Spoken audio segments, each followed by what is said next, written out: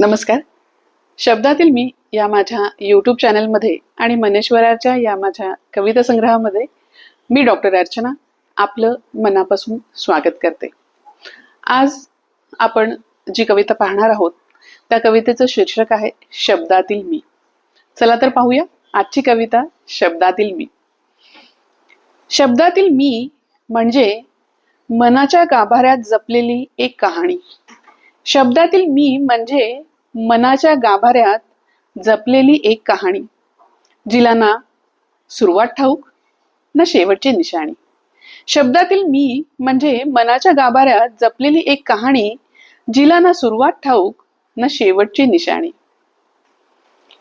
कधी मी अक्षरात हसते, कधी मी अक्षरात हसते, कधी ओळी ओळीतून विरघळते.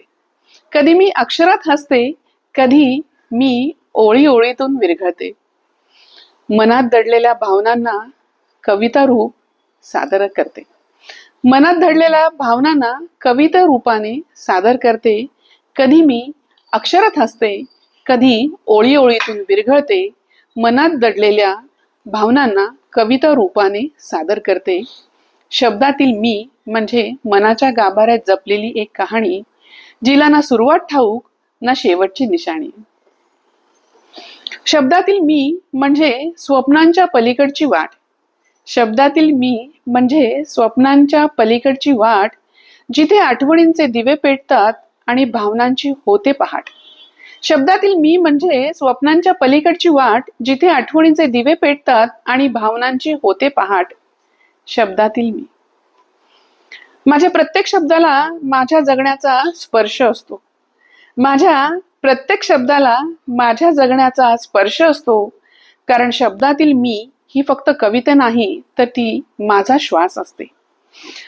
कारण शब्दातील मी ही फक्त कविता नाही, तर ती माझा श्वास असते. माझ्या प्रत्येक शब्दाला माझ्या जगण्याचा स्पर्श असतो. कारण शब्दातील मी ही फक्त कविता नाही, तर ती माझा श्वास असते. शब्दातील मी. शब्दातील मी शोधताना मला माझाच पत्ता लागतो. शब्दातील मी शोधताना मला माझाच पत्ता लागतो. अक्षरांच्या गर्दीत हरवलेला एक हळवा जीव सापडतो. शब्दातील मी शोधताना मला माझाच पत्ता लागतो. अक्षरांच्या गर्दीत हरवलेला एक हळवा जीव सापडतो. शब्दातील मी. कधी मी नदीसारखी वाहते, कधी मी नदीसारखी वाहते, कधी समुद्रासारखी खोल असते. माझ्या शांत दिसणाऱ्या ओळीत भावनांचे वादळ दडलेले असते. कधी मी नदीसारखी वाहते, कधी समुद्रासारखी खोल असते. माझ्या शांत दिसणाऱ्या ओळीत भावनांचे वादळ दडलेले असते. शब्दातील मी. शब्दातील मी म्हणजे मनाच्या मंदिरातील एक ज्योत. शब्दातील मी म्हणजे मनाच्या मंदिरातील एक ज्योत, जिला ना वाऱ्याची भीती ना काळोखाची खंत. जिला ना वाऱ्याची भीती ना काळोखाची खंत. ती सतत तेवत राहते प्रेम, वेदना, आशा घेऊन आणि प्रत्येक कवितेतून पुन्हा जन्मता स्वतःला शोधत राहते. ती सतत तेवत राहते प्रेम, वेदना, आशा घेऊन आणि प्रत्येक कवितेतून ती पुन्हा जन्म स्वतःसाठी घेत असते. शब्दातील मी. शब्दातील मी म्हणजे मनाच्या गाभाऱ्यात जपलेली एक कहाणी, जिला ना सुरुवात ठाऊक ना शेवटची निशाणी. शब्दातील मी. आशा करते माझी ही कविता आपणास आवडली असेल.